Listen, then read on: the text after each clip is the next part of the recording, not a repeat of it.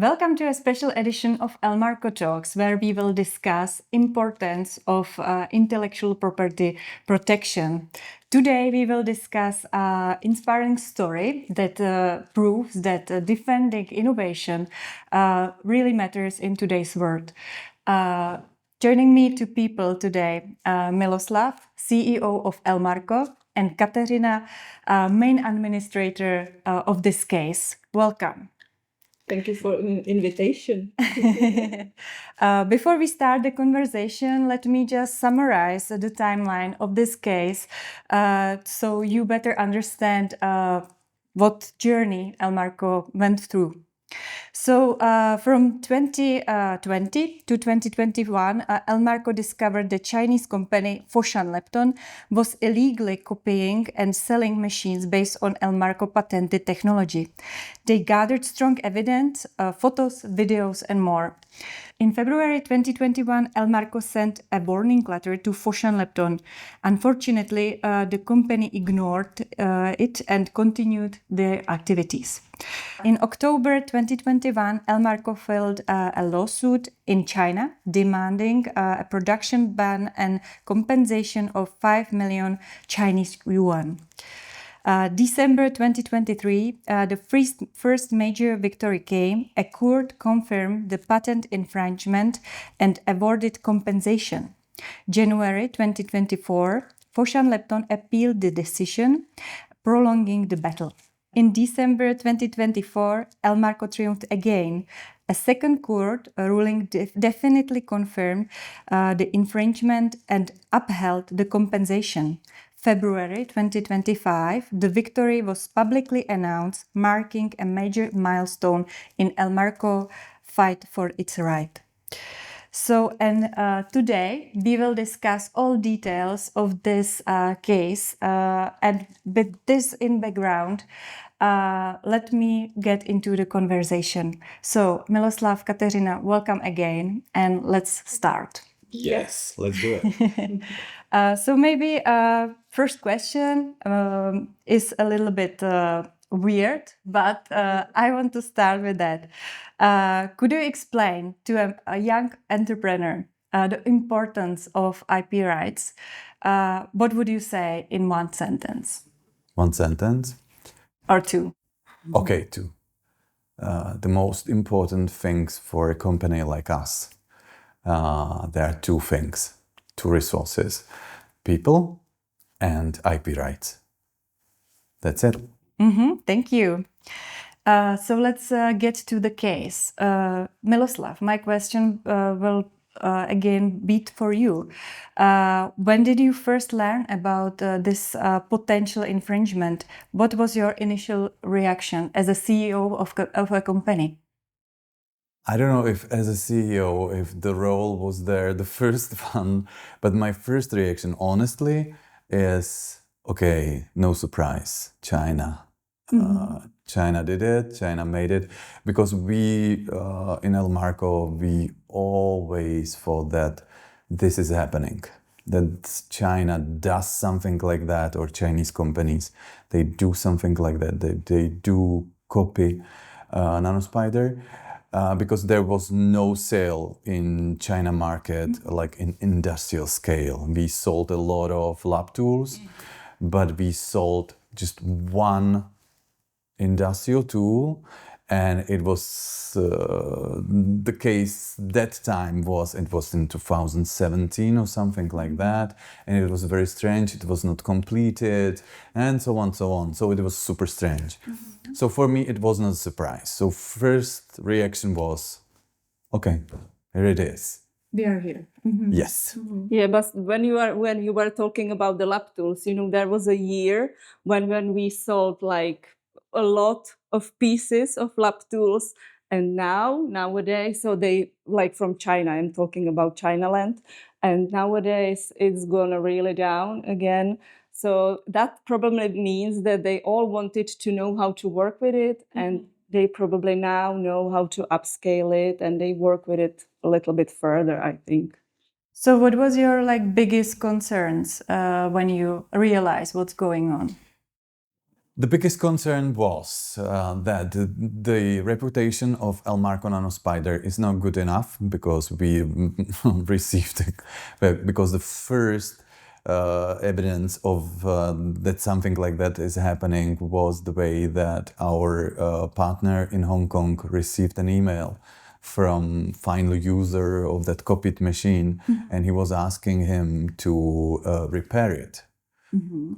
So we knew that something like that is happening and not in good quality on top of that.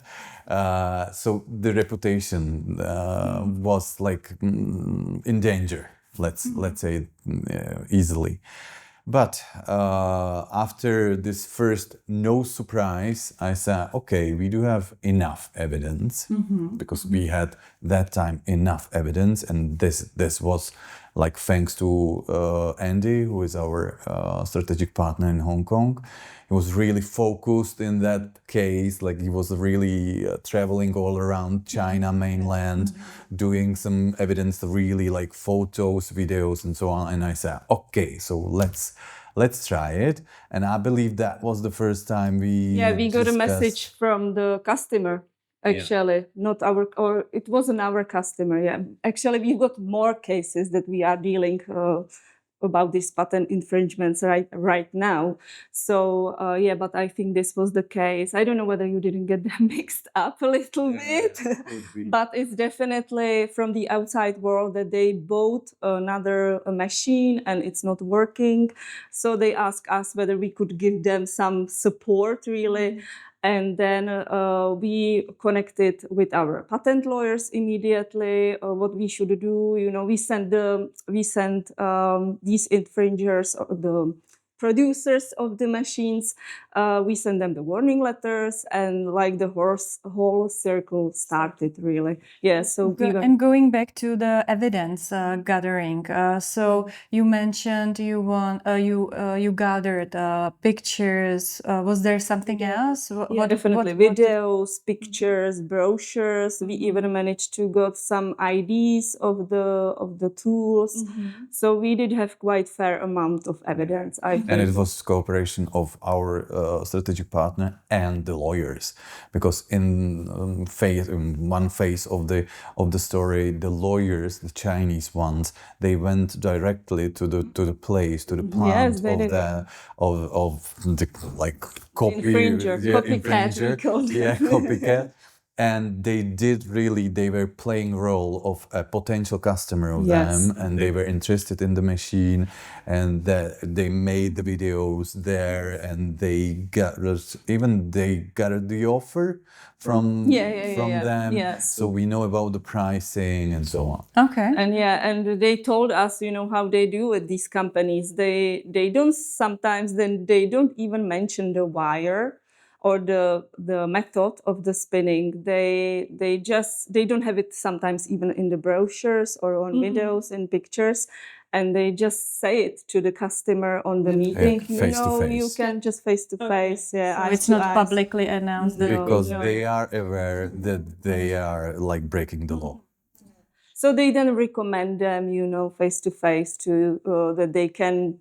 That device they put in the machine, they can take it out and they can like apply our devices, really. So in the early stages of the case, how did you build the strategy? What was the initial steps? What was the first steps? Was there any strategy? It was a strategy. It was a strategy.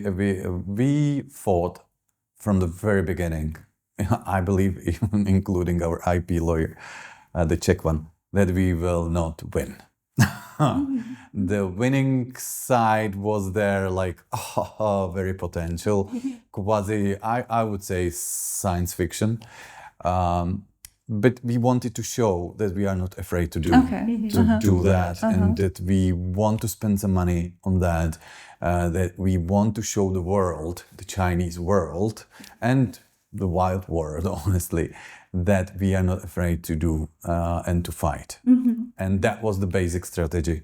That we were like, I believe like we were successful mainly because we were not expecting any success, let's say, in this way. Because, well, me and Katka, we were in contact with it. We were in contact like at the beginning, like every week discussing this topic. Every week having a phone call with our IP lawyer in Czech Republic.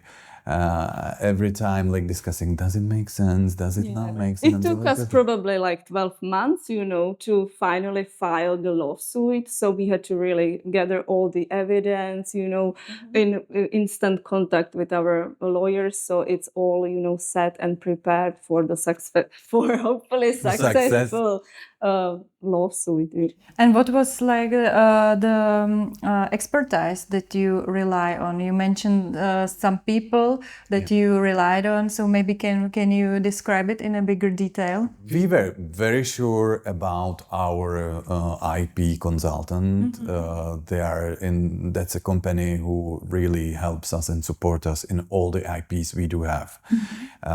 They really know Elmarco, they know nanospider, and they were in the very beginning with Elmarco from the very beginning, like talking about the IPs. So they know us and we know them. So we were sure that they would not lie to us and so on. We started to be it was a little strange in the moment they said, yes, we will contact our Chinese partner. And we were, Chinese against Chinese. To believe them, That was a little problematic for us. But in the end, honestly, we realized that was the only one way to do. Because what other way? Yes, they know all our patents. Our patent agent, he knows like every word from our patent, really. So who else could take on this case really for us? And so, what like challenges did you face in this part of the or in this? From my point of view, the last part was the biggest challenge. But I mean, at the beginning, when you were kind of uncertain about the Chinese patent. Like the challenge was to trust them. Yeah, that's true. Really to start to trust them, like trust them the same as we trust the Czech partner. But whenever we saw the first, because the evidence they did. So whenever we saw they really visited the company, they made some videos and so on. We were quite surprised. I was like, whoa! No, they were cooperating really nicely. Really. And it started like, I have to say, step by step, the trust was increasing, was deeper and deeper. But in the end, like, it was the best thing what we could do. So you had on the first hand, you had a Czech patent representative, Chinese patent representative, and then you mentioned also your strategic partner in China. So there were like three parts of cooperating. Yeah. Yes, with you. Not more people, just us two, and then them. patent lawyers and our China representative, Chinese.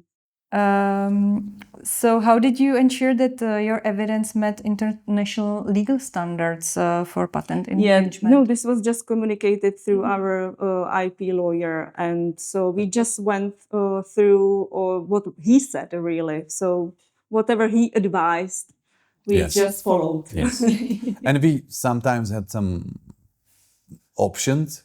We sometimes had to make some decision, and we just made the decision. It was about to really trust our decision-making strategy and feeling, and it was like sometimes Katka called me like, well, we have to decide about this. And said, well, I don't know. I kept an eye on deadlines, and Miloslav was, of course, the one who was making decisions. But sometimes I wanted to say, I don't know, I don't want to don't want to make a decision. So he slept on it, and then next day... then I did. he made the right decision. Was it like the first experience like this big? It was. Yeah, it was the biggest for a company. Because we did have some patent infringements in the past, but we usually send out some warning letter, and they kind of got quiet, at least a little bit, on from our point of Yes. view. But this time they didn't react. They didn't want to cooperate, and they were just producing and selling the machines as they wanted. So this was, and this is something that's not fair. And Miloslav wasn't happy about that, and he just decided, not. okay, enough is enough, and let's go for it. It's fine. So maybe I will move to the business perspective. So how did you evaluate the decision to go to court? You mentioned that there were a lot of decisions, and go to court is one of the biggest one. So with the financial risks involved and all these things, how did you evaluate it? It was the first time, it was the first time we did even the evaluation, I mean the real evaluation. So that was like cooperation of Katerina and the strategic partner, like working together on numbers. It was the first time in the history of Elmarco, like we were really calculating with some numbers. Even if I do repeat, it was more about the prestige. It was more about the name of Elmarco. It was more about the history of Elmarco, like the name of us and the trademark. And we said that we have to know, and we were controlling the cost of that story. Of course, we were receiving invoices. And invoices. But they gave us some expense list, right at the beginning. We asked for it, so we kind of knew how much money is going to At least cost some us. Plus minus. It was kind of plus minus. It was, it worked through, honestly. And in the end, like we said, yes, this is the money we want to invest. Because I do personally consider that like investment. This is investment. Showing Elmarco is here also to fight, not only to sell. Did you consider like the impact of Elmarco decision to go public with this case? Yes, 100%. And that was one of the goals, honestly. Okay. Like that was You one of wanted- the goals. wanted We to go. wanted the world to know about that.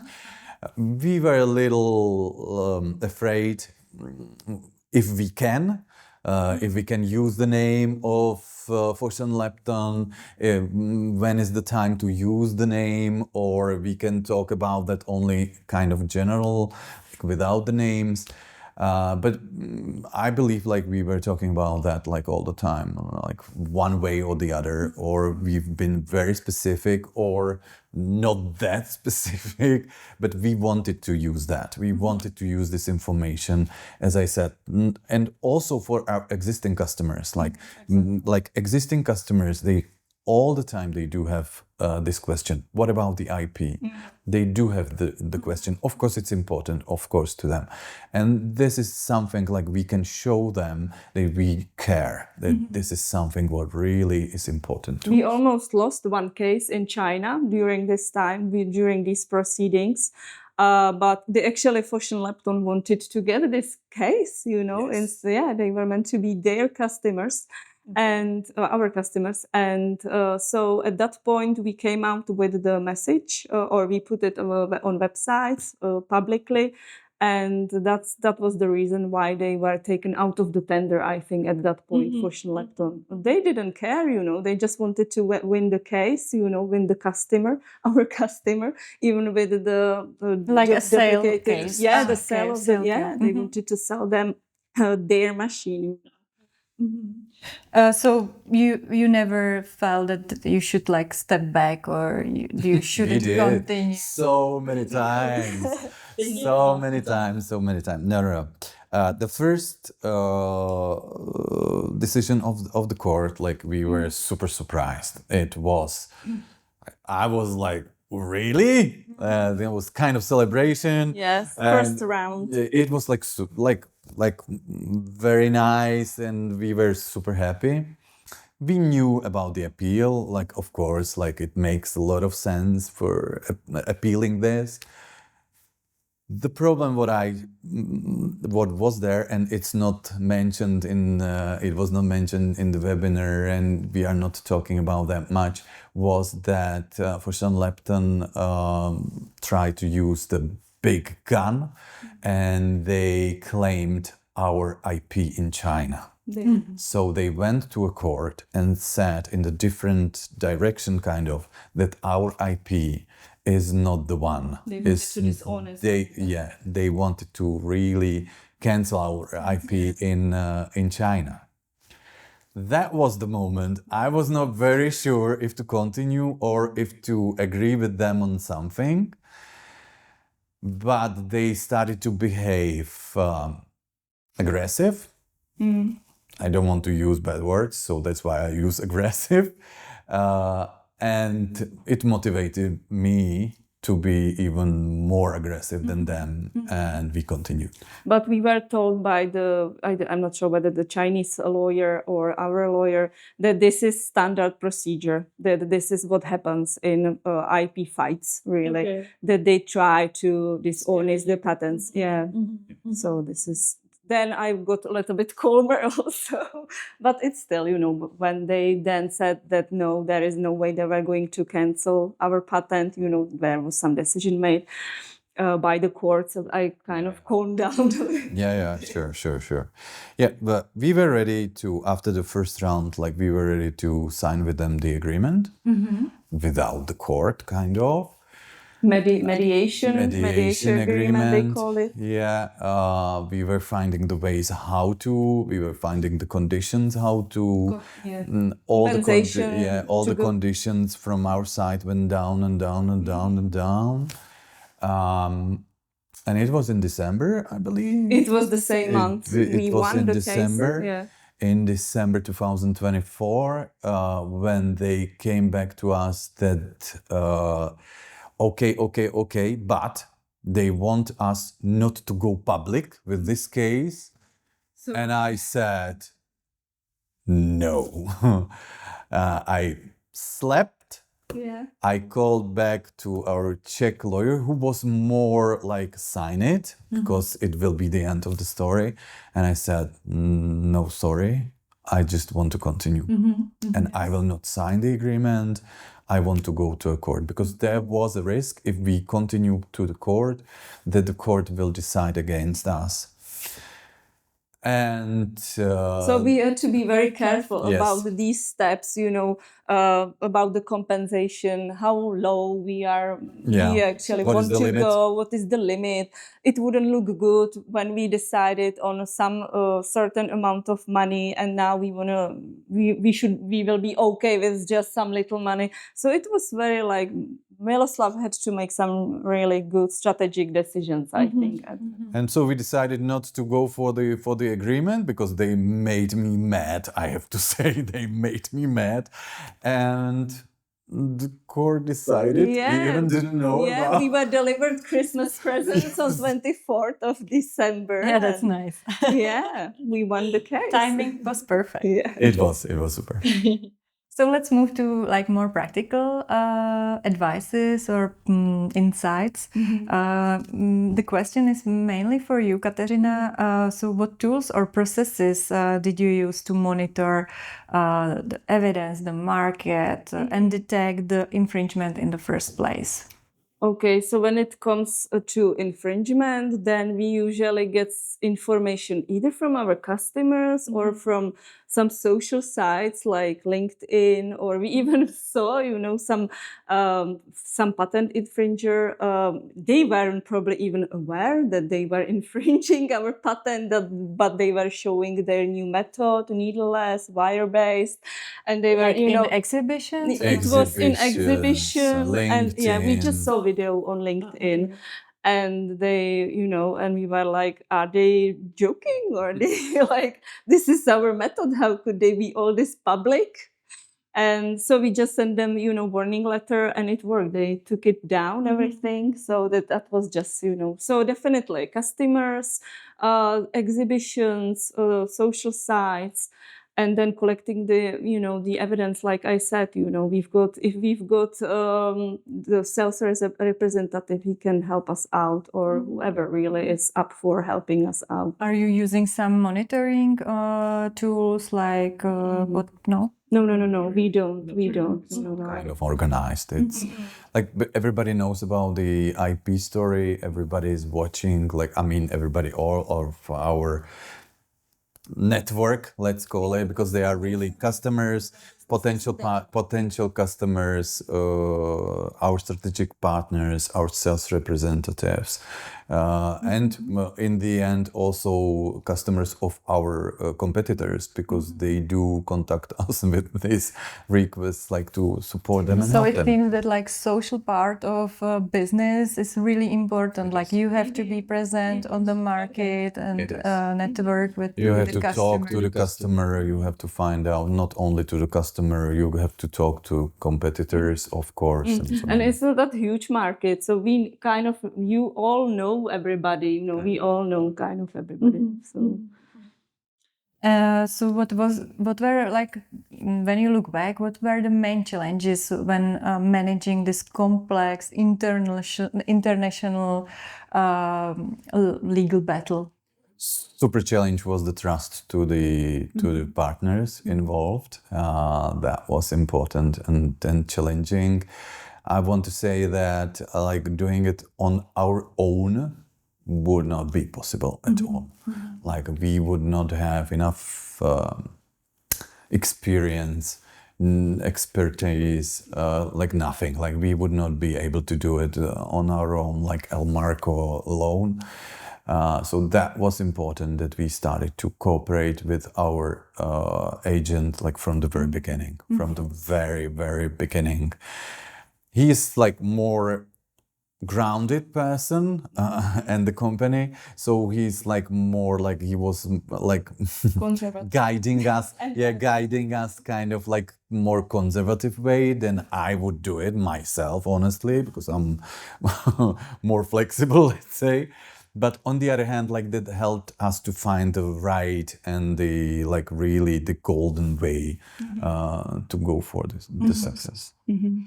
Was it challenging to like coordinate the time zones and different languages and different cultures even? Or I didn't feel Not that. that much. Not Not that that much. much. Not that much. Because, well, the communication with the Chinese colleague, it was 100% on our Czech agent. Like we were actually, I met the Chinese lawyer first time having the webinar last week.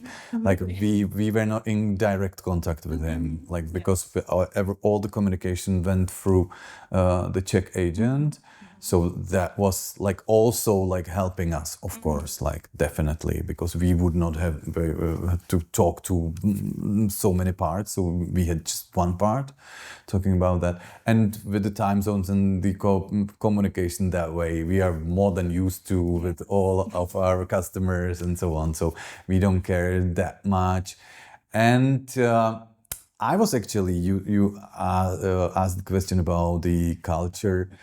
I was surprised that we do have the same understanding of the story. Okay. Like I was like a little, didn't know what to expect, but the understanding of the topic was like really the same page. Yes. Yes.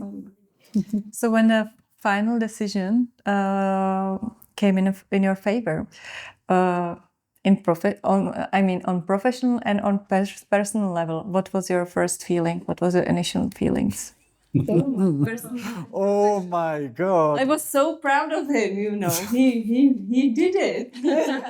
I was so proud of her.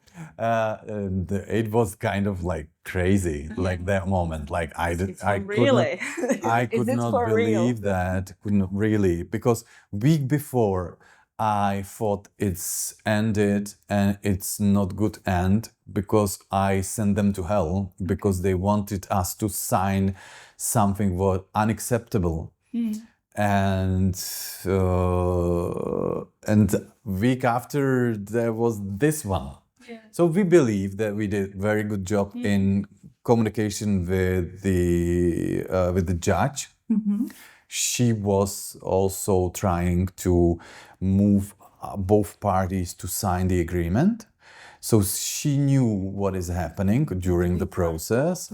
So very probably my decision to send them to hell, tell them, no, I will not sign this, was very good, because in her eyes, definitely it was very open that Foshan Lepton is not playing good cards. And professionally?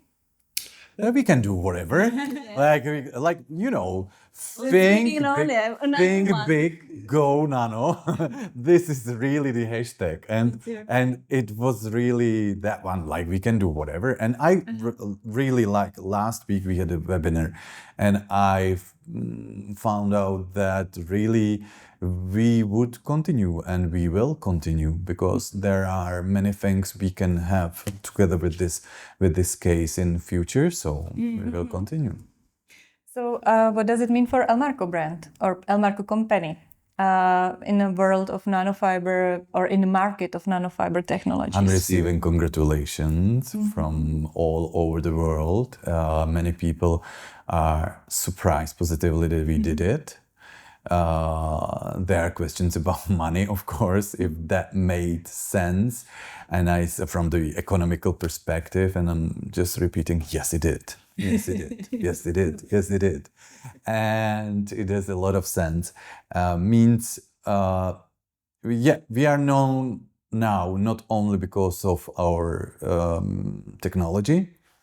We are known now also because we are not afraid to fight. And that was the goal. Like that was the main goal. So of this that story. is the picture or message you want to show Yes. the customers or competitors. Yes. We even had some people calling us up, during the process, asking, we saw this message on your website, so how is it going? Some just random people, really. So we really, fingers crossed, we think about you. So it was kind of, so they were all with us. It helped us. And Katerina, from point of view of administrator, what was for you the biggest lesson that you learned all over this years? Stay focused, persistent. Yes. No, and that some decisions take time, and it's good to sleep on them. I was just learning from Miloslav here, and I was just checking really the deadlines, and the communication between the lawyers and everything. But it was mainly on Miloslav, of course. But it was very exciting experience for me. Also for me.